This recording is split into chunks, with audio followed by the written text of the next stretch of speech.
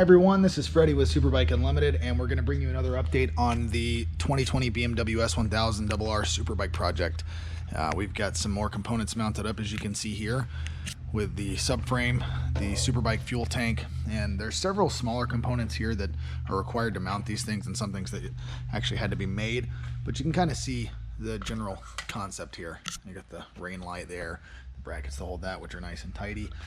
We do have some controls in place here. The button pods or switches. This is going to be our thumb brake, master cylinders mounted, dash in place, and of course we have this cooling system here by Fiber. So right now we're just mocking this up, and Tex is building a bracket for this using some components that we had here. This is going to have to be modified a bit. He mentioned there's going to have to be a bend here just to get everything right and get this angle corrected, but get a pretty good idea of how things are coming along. We've got our wheel spacing corrected, so we actually now have some custom wheel spacers courtesy of Steve at Evol Technology. They work great, and we also have our spacers that we're going to run behind this, on top of this brake carrier and behind the brake disc. That's going to get everything centered correctly with our Evo calipers.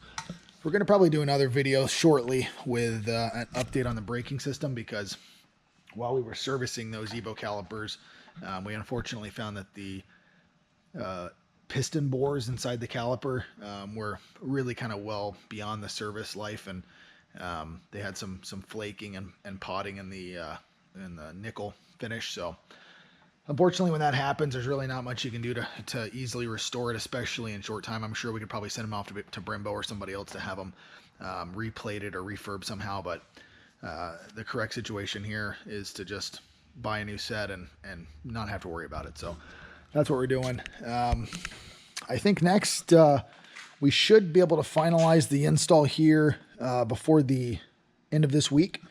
And now what we're doing is we're just mounting up some bodywork. The first step is going to be to mount this this carbon upper. Tex has already test fitted that and found that due to this kind of oversized dash protector here, and also just a completely different dash and fairing stay, we're going to have to modify that just a little bit, which is something I was going to bring up with these kind of builds. You know, if any of you at home decide to do something even anywhere near this level, you have to be prepared to make a lot of stuff and to buy expensive parts and then kind of cut them up and modify them. It can be a little intimidating because you're taking up, you know, a piece of carbon fiber that might cost $2,000 or something like that, and you're having to break out cutting tools and Dremel or whatever it is that you're going to use, and you know, hack the thing up and potentially ruin it if you do it incorrectly. So it's kind of part of the process, and that's why a lot of people will trust us to do these kinds of builds. But yeah, you can see things are coming along nicely. We're about to also get these frame covers on. This is an Ilmberger piece, and we'll just kind of show you what that looks like. It's a really nice piece.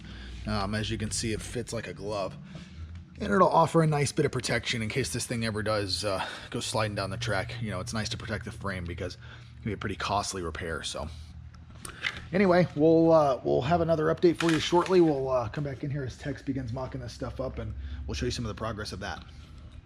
All right, so part of this fuel tank install is you have a couple of options. You can either buy a relatively expensive and comprehensive Superbike fuel pump, and it's going to be more or less plug and play if you buy all the parts, or you can also modify the OEM fuel pump with several other components to fit that fuel tank. In retrospect, it's probably better to just buy the Superbike one, because there is a fair amount of work involved in this, and especially if you're not particularly comfortable with doing some of this stuff, it's going to be a lot simpler to simply just buy the other one. But what we did, because we have not done one of these yet, is we just purchased the adapter kit, which comes with all these components to adapt this other fuel pump into this. And Tex has had to actually wire up this a bit, which, Tex, what did you have to do exactly with... I basically just had to cut the factory plug off these wires and solder them to the respective pins inside the Deutsch connector that adapts to the alpha wiring harness. Got it. Okay. And now what he's doing is he's going to fill this the backside of this connector up with a potting compound just to waterproof it, essentially, right? Yeah, basically keep fuel out of it, keep corrosion from getting on the contacts.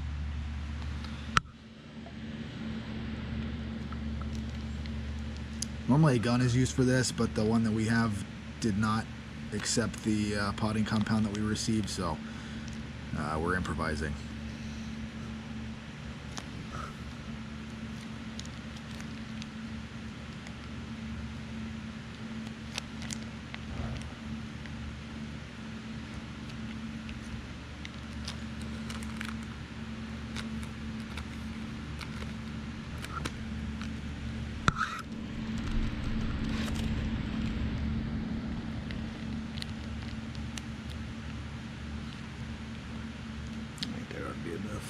Nice.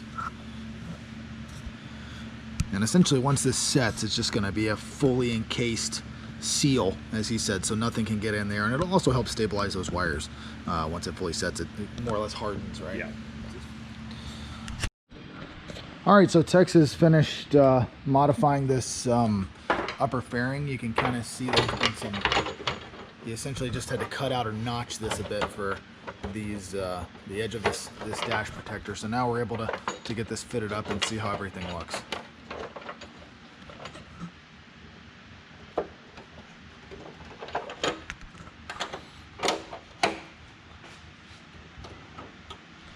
Nice. Yeah, so just enough to make it clear.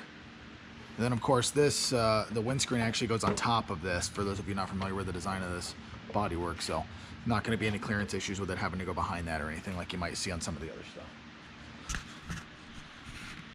Tex is proceeding with our Elm Burger installation. Part of this includes several brackets that are essentially receptacles for these quick turn fasteners, and that's what he's installing here.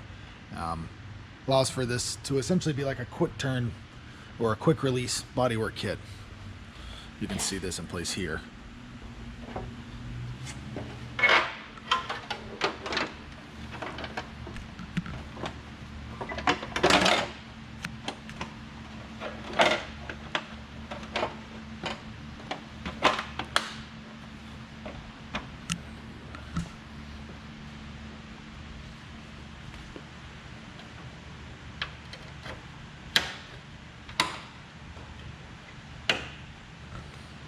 Nice. And right now, Tex is really just mocking all this stuff up so we can finalize the bracket that he's making here for the radiator. We need to make sure that once all the bodywork's in place that we can get the angles right, make sure there's not going to be any clearance issues. There may need to be some clearancing of the bodywork itself just to allow for this larger oil cooler and radiator assembly, but the first step is getting it all mounted and getting all of our brackets finalized before we start cutting on stuff potentially needlessly. So that's what he's doing right now. Okay, so Tex has done a nice job of tidying all this up, and essentially what had to be done is, as we kind of alluded to just a minute ago, is we had to clearance a lot of this belly pan in here, and we also just basically had to remove this entire section that was, you may have saw previously, there was this whole area was essentially carbon fiber previously. So obviously we want to maximize the effect of this unit, and and aside from that, essentially it was touching this. So all that's been removed, and looks pretty tidy, and it's actually not as extreme as we were fearing was possible. Sometimes with these racing radiators and oil coolers, you'd be amazed. You'll have to just completely hack the hell out of some of these belly pans, and in some cases, like on our bike, the ZX10RR, not only do we have to remove a tremendous amount of material there, we had to add some back using carbon fiber wet lay, and then we even had to clearance some area down here for the exhaust. We haven't gotten that far with the BMW yet, obviously, but we don't expect there to be clearance.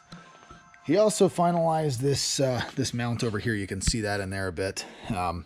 Now it's got a nice little bend in there, so it's got the perfect angle to the rad, and everything is nice and sound. And what's great about that is you can probably see from, we'll just pop this guy off.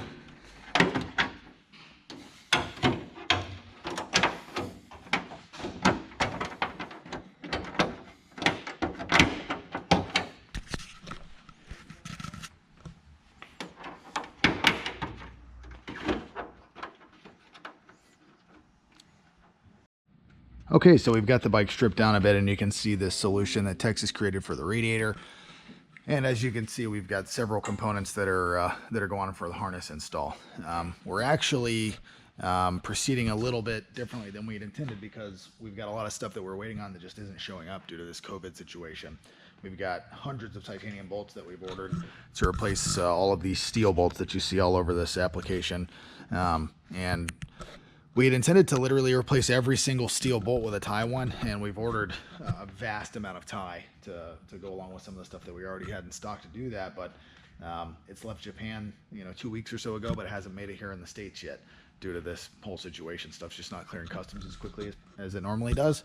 So we're having to kind of just move forward to get this stuff wrapped up, and we only have about 10 days to finish this bike, and there's still a tremendous amount of work to be done.